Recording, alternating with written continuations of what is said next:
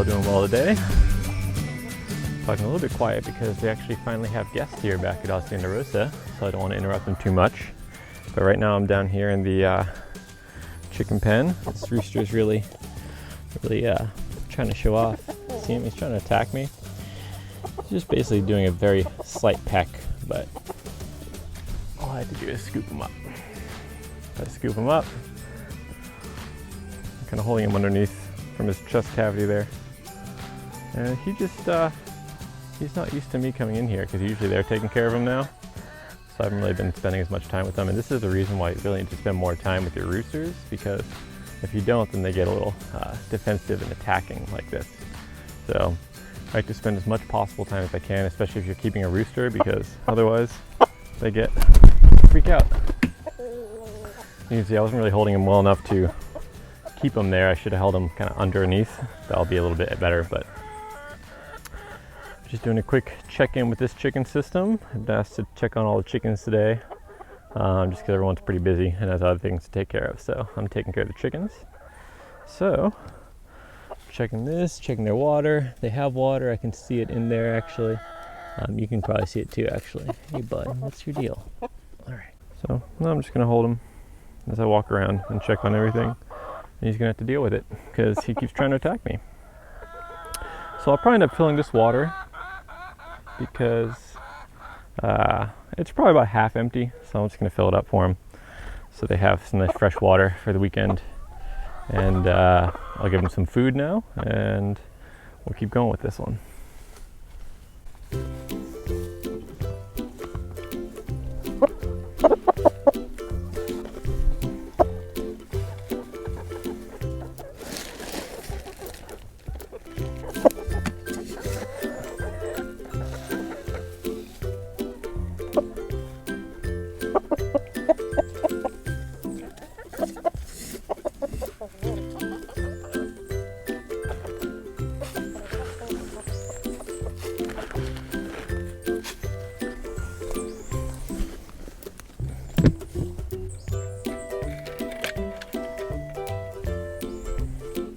Alright, this flock is enjoying give them a little corn, because I like to give them corn up here. So I threw some corn out, and it also helps them throwing feed on the ground, especially in deep mulch. You can see how they start scratching it around.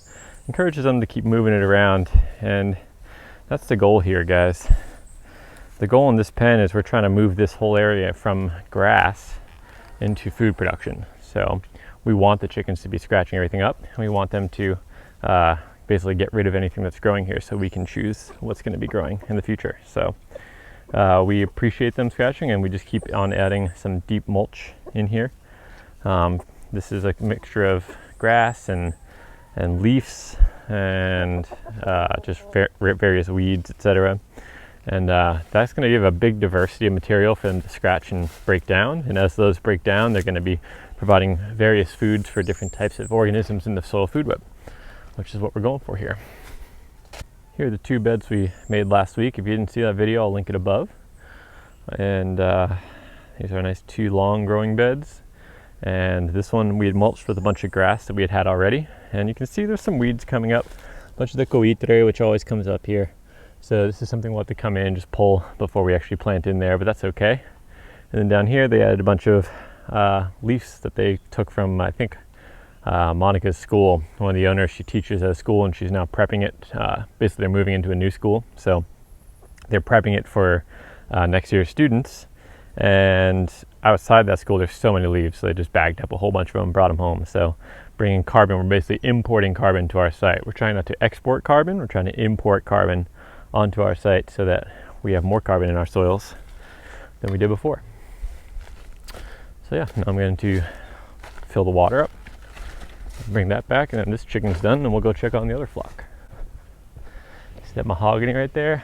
When harvested that the other day, someone in the neighborhood had a big tree taken down and was like, yeah, take as much as you want. So we did.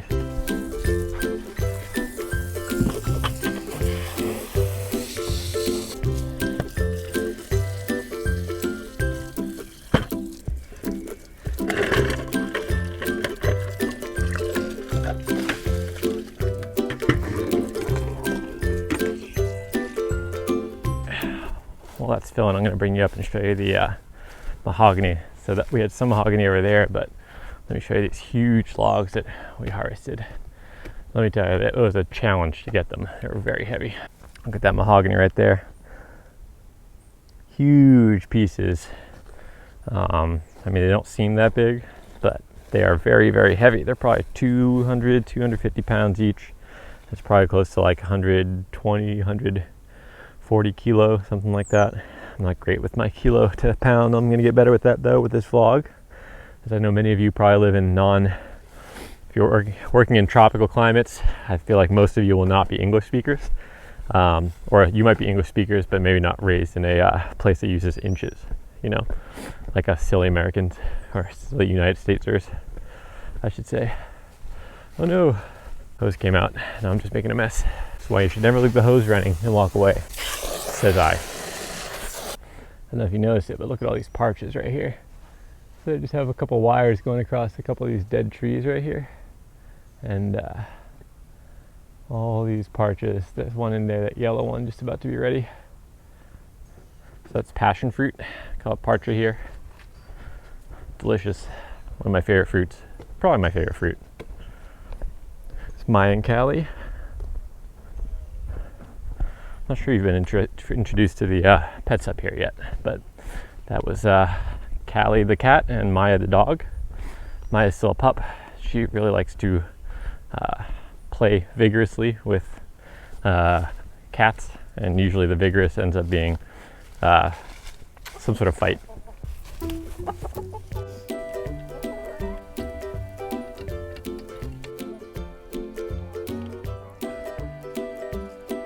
These chickens are taken care of. Grab the eggs on the way out. And I did check, but didn't show you, but they still have plenty of grit in their little grit box. The grit/dust bath box. We kind of put those two things in one. It's just a little bit easier for us to manage. And they like them both ways. And they actually have another grit/dust bath right there. Plenty of places to take care of themselves and their feathers. I'm not going to take the eggs because they're hen on here laying right now. You guys aren't going to be able to hear it, but it's actually raining about basically over the next hill crest. It's raining right now in the rainforest. You can hear it coming in, but we might get a little rain this morning, but I don't think we're going to. I'd like to. We're actually entering into a little bit of a drought around here, so we could use all the rain we could get. Beautiful little home garden. Lots of katuk right there. It's kind of their backyard shed area, outdoor shower that is fed by a tank that's actually up the hill there that I installed. So it gravity feeds down and hits the shower, and then a faucet around the corner there. This is their nursery, our nursery area here. Lots of cacao trees, some Inga vera, which is a leguminous nitrogen fixing tree, Eureka palm here, and see what else we got. I'm not actually sure what this one is, but it grows by the roadsides here. Pretty sure it's a leguminous tree, big one. They actually did quite a bit of planting recently because we had this decent amount of rain last week or something. So they did quite a bit of planting. So excited to go check on those too later today. We got pineapples coming on. Pineapple here, and there's so many different plants here. Probably will be, there's one there, there's one over there. It's getting a little cooler right now. Maybe we will get some rain, I hope so. How you mamas doing? I haven't been up here for a while. How's everyone doing? Hey guys. How's this rooster? This rooster's a little more flighty. He's not as aggressive as the other one. And you know, some roosters are just more aggressive and need to be a little bit more to be nice. This one, I think we held him enough when he was younger to know that we're in charge. How's everyone doing, mamas and rooster? So this flock was the new flock, more or less, when I got here about a year ago. So they're growing up. Here's mama laying. Oh, are you broody? Are you broody or laying? You seem like you're almost broody. You might be broody. Are you sitting on some eggs? You are sitting on eggs. I don't know. I'm gonna watch after you. You might be broody. She's getting all puffed up like this whenever I come near her. That's a really good indication that they're going broody. And my hen just went broody, so I know that must be the time of year that they do it here. Just clean your beak off a little bit, Mama. Clean your beak off. They don't really want anyone to go broody right now because they're going into hurricane season and they don't want to deal with that. I'm going to deal with it because I want more chicks. We don't have nearly enough hens laying right now, so I want more hens laying. So we're going to do it anyway. Ooh, there's some sprinkles coming down, guys. So we might get a little bit of rain. It's exciting. But I'm going to feed these guys real quick. They've got their fresh food in there. Let's check this water. Pretty full still, actually. And they also have this backup. This is like the old style of watering pail they use. I don't like it. You see how dirty the water gets down there? And also inside ends up getting dirty too. You can see it's a little bit darker in there just because it kind of all filters through. And it is currently sprinkling. So we got some rain. This is great. I want as much rain as we can get. I'm going to stay out here despite the rain because I don't think it's going to be super heavy. But if it is, I'll be hiding underneath the chicken coop with them, which I've done many times before while I'm working out here. Right outside here we have some guava. Guava trees growing right outside. It's enjoying lots of fertilization from the chickens here. Oh, there's a mama down there. I think that's the one that's going a little blind. Poor mama. But it happens. But this little pasture is actually looking pretty good. They're doing a good job keeping it down, but not so bad, not so much that it's kind of getting a little crazy and really bare soil. That's what I'm looking for always. Like right here, this is where they are all the time, but the reality is this is just where they're always walking and they're always here. So that it's going to be a little, sorry. It's downpouring a little bit right now, so I'm taking shelter with the chickens in here underneath their shelter while they're eating. You see we have a little perch system and just a bunch of old sticks here, kind of put together in a way that they can kind of maneuver them. So they have plenty of perches in here. They actually end up always liking to sit over on this flat area, as evidenced by the manure over here. But we try to make them sit on the perches because then they'll actually manure down into the bedding. And they actually do sit on that far perch quite a bit, which you can tell because where the rooster's standing, there's a bunch of manure right there. And that's right underneath that perch. That's how you can kind of tell where they're sleeping at night. This rooster is much more skittish than the other one. He doesn't really want to be near me at all. He doesn't even really challenge me. He just wants nothing to do with me. He just wants to be out and alone with his ladies. Because he recognizes he has a good life here, you know. The other one's a little cocky, literally like a cock, rooster cock. A little cocky, he likes to be the one in charge, but this one recognizes that we're in charge. He was held enough as a younger rooster. And we gave him his own flock away from the other roosters, so he's probably a little bit gracious that he has a flock that he gets to have as his own.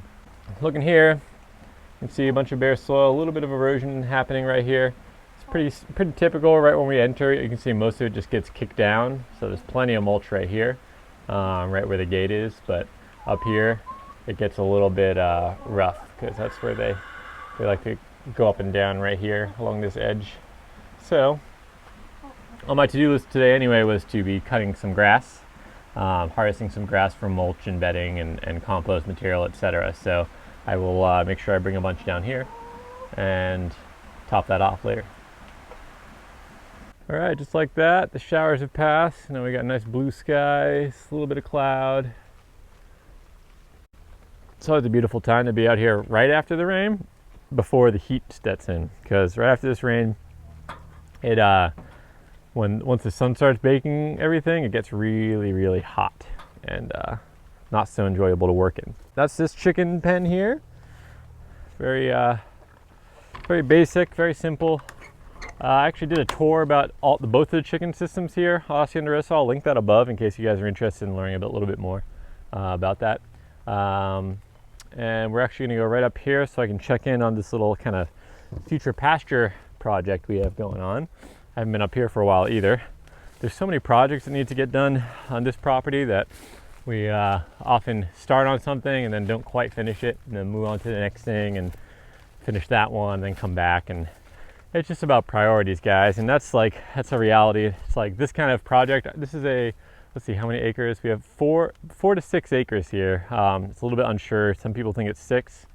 Some people in the family have been told it's 6. Other people have been, or based on the maps that I can find, it's like 4.5. So we don't really know. But no matter what, on that size of a property, when you're implementing a permaculture design, you should be expecting it to take a good probably 3 to 5 years to get into fruition, just because there's so much growth and so much that goes into it, that if you, let's say you have like a full-time crew that's working, then you might be able to do a little bit faster. But even then, trying to speed up the natural systems and the natural cycles usually just doesn't work. So you kind of have to work with the pulses of nature. So when it's like super, like right before hurricane season, or now we're in hurricane season, so I'm not going to be one to do any sort of major infrastructure project, because if hurricane does come, then we have a huge risk of major erosion, right? So we're not going to be doing anything that's going to be exposing a huge amount of soil right now. We would wait probably till October, November for that.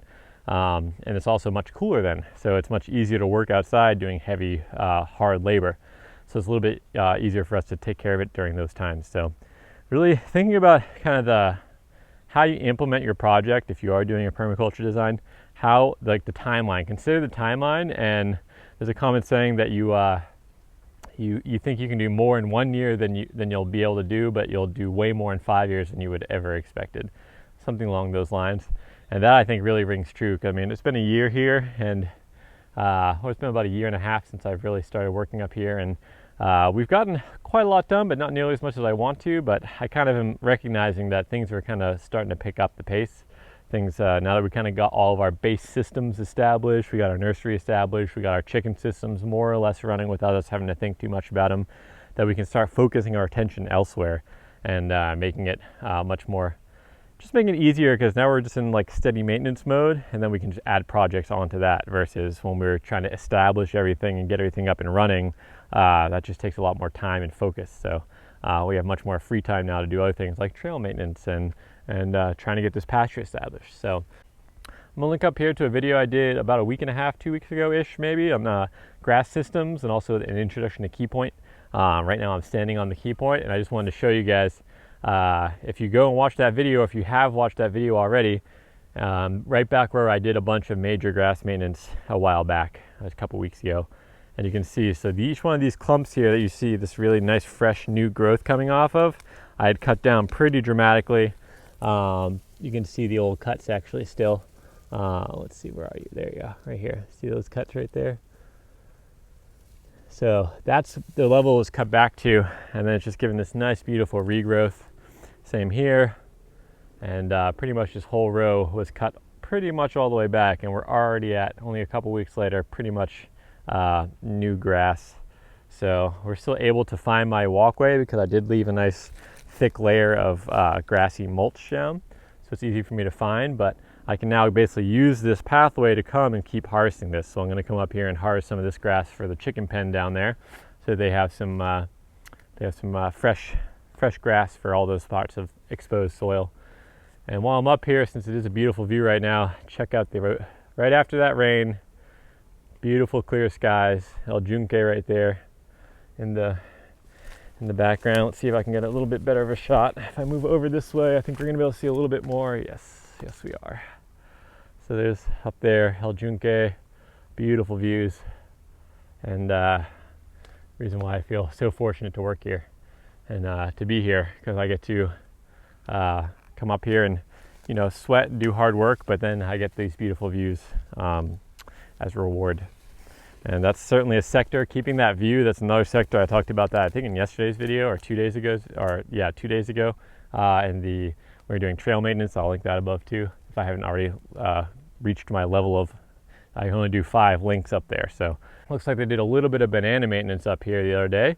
So they cleared a lot of this. You can see they just chopped down this grass and they dropped it right here. So instead of instead of taking it all away and exposing all that soil right there, they chopped everything down so the bananas had plenty of room to breathe, because they know that these racks of bananas are probably going to be ready somewhat soon. Probably, you know, at least a few more weeks, maybe in a couple months, but much more exposed now, much easier to see and much easier to access. So they did a really good job doing that maintenance. All right, guys, that's it for me today. I'm going to try to start making these videos a little bit shorter, because I gotten a couple comments from you guys and just in discussion with friends and family and everything. And it's easy for me to keep talking and keep going on these subjects.